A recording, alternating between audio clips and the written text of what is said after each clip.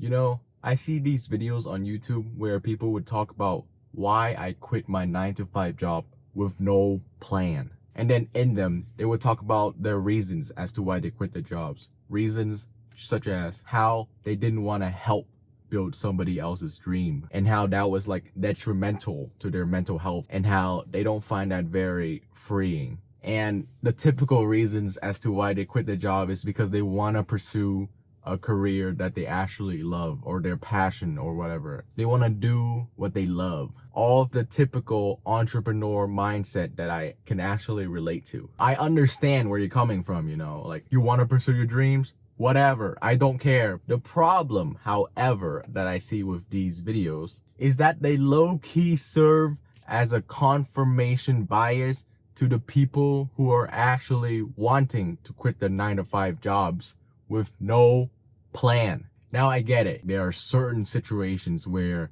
your coworker or your boss is a genuinely horrible person. I get that. And I get why you want to quit ASAP for yourself. I would say that's a very valid reason, you know. But otherwise, if your boss is like okay to you and occasionally he would nag you to like do a little bit more work, I would say you stay at that job until you find a plan, until you develop a plan. Because the problem is quitting your job with no plan. It is very reckless and it is equally immature, especially if you have responsibilities, if you have bills to pay or people you have to take care of financially, you know, like your kids, your old mom. It is just simply not realistic. Sometimes you just gotta help build somebody else's dream first before you can earn enough funds to be able to build yours. Now, if you have a realistic plan and a realistic fund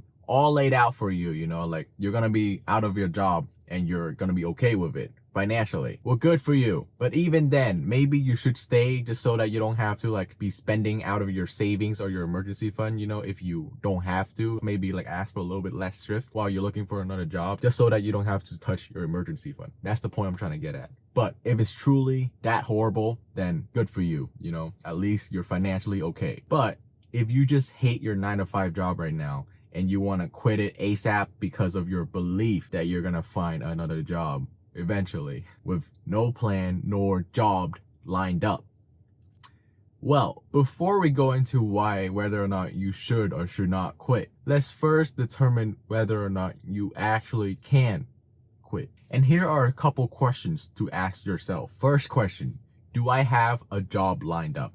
And by lined up, I mean like you're actually hired and you've done all the paperwork and you're ready to come into work next week. That is what I mean by lined up. However, what I do not mean by having a job lined up is that you believe that you will be hired next week. You assume that you will be hired next week, you know, just because you got an interview for next week, you know, you're all good.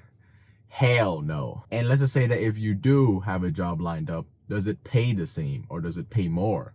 If it does, good for you. You know, actually great for you. You know, congratulations. You're basically set. You don't need this video. However, if you don't have a 9 to 5 job lined up, you very much want to reconsider your decision. And I highly suggest watching the rest of this video before you quit your current 9 to 5 job with no plan. Another question to ask yourself is, do you have an emergency fund to last yourself at least 3 to 6 months? You know, like just funds that you can survive off of for the next 3 to 6 months. If you do not have an emergency fund, do not quit unless you want to end up on the streets.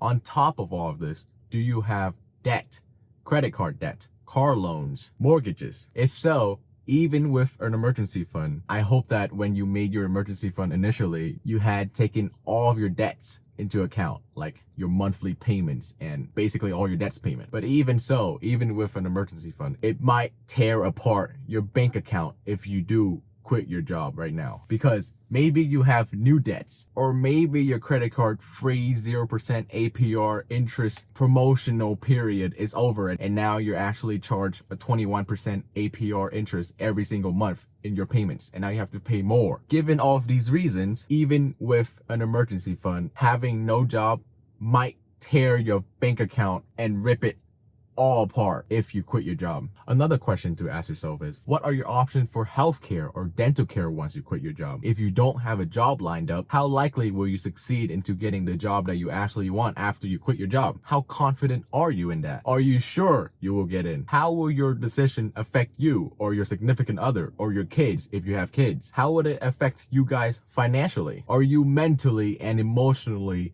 prepared for the potential daily stress and daily uncertainty after you quit your job? It is best not to do this, but if you end up needing it, do you have a support system in place once you require it? By that, I mean, would your parents or your uncles or your aunts help you if you run out of money and you need their money? Would they be there for you? Are you quitting your job for a logical reason or out of frustration? And if it is out of frustration, have you explored all of the possible solutions to improve your current workplace conditions if it's so terribly bad? There's a reason why I listed so many questions for you to ask yourself before you quit your job, because this is such a big decision with so many potential consequences if you do not have a plan or if you do not have a job lined up. It doesn't even have to be a better job. It just has to be a job so that you can have an income to pay your bills. So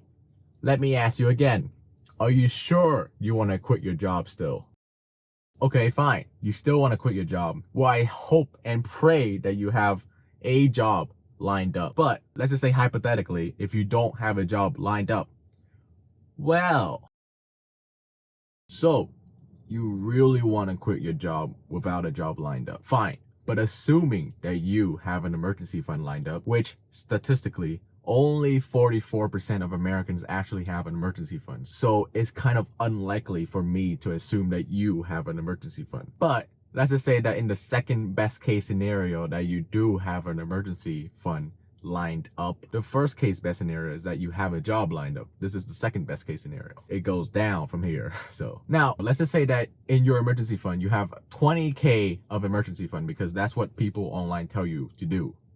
Right? So that's probably what you have saved up for, because the average American have a lower amount of emergency fund. So I'm hoping that you have at least 20K at least, because this is the second best case scenario. The living cost for where I live in California is $4,400 a month just to survive. And this accounts for rent, food, gas, just so that you can drive your car to work, phones, internet, whatever. Now, you can argue that you don't need your internet monthly to survive, but I would argue that you need your internet to find yourself a damn job. So you kind of do need it to survive. Now, the average time it takes to find a job is 3 to 6 months, according to Google. So do the math.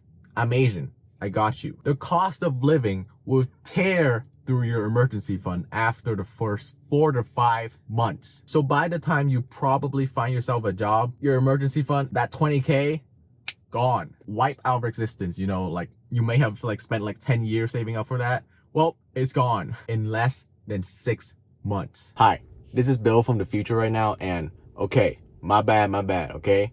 $4,400 might be a little bit too much. Maybe you live in California and you found cheaper rent or cheaper ways to buy groceries. Or maybe you just don't live in California at all, okay? So you pay cheaper rent and cheaper everything. So it's not $4,000 a month. So let's change the math. The average cost of living in the USA is $3,600 a month. Given that, instead of completely emptying all of your emergency fund within the first 4 to 5 months, now you will empty it within the first 5 to 6 months. So by the time you probably find yourself a brand new job, your whole savings account of $20,000 will be zero. So my point still remains, because you're still depleting all of your emergency fund within the first 5 to 6 months. Like your whole saving, gone. Let's just say that you spent 6 months, whole year, 2 years, 5 years, racking up, working your ass off, saving up that $20,000 of emergency fund.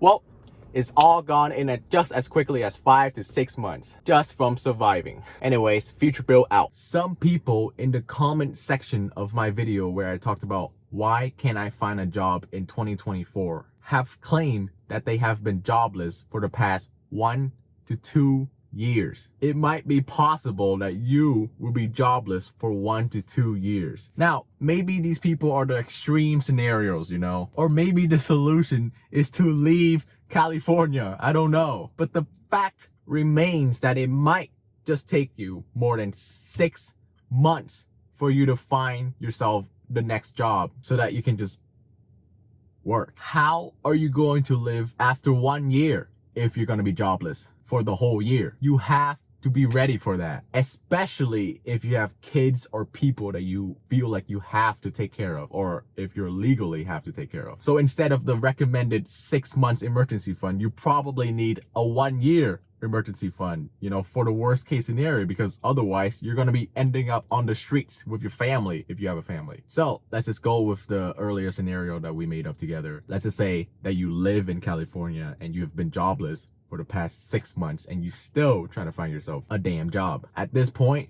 maybe you have felt the need to open yourself up another damn credit card line. Maybe debt is the only solution now instead of going homeless. So the best case scenario in this scenario is that you would be down $0 in your savings account. You're probably gonna deal with a worse scenario though, because you never know in life. There's always factors and there's always bills that comes out of nowhere and slap you in the face. You know, you never know. That's just how life is. So as a result, you would most likely lose all $20,000 in the span of 6 months of unemployment from your 10-minute process that it took you to quit your job. That included when you walked into the HR office, you said that you quit and then you just walk out. You know, that day was the best day of your life, you know, like after that, you probably treat yourself to like an ice cream or something, you know, and then the next day you feel so free. But now look at you, 6 months later, 20K gone. Now, of course, you can make the argument that, well, you can just cushion this by having a side hustle, you know, Uber,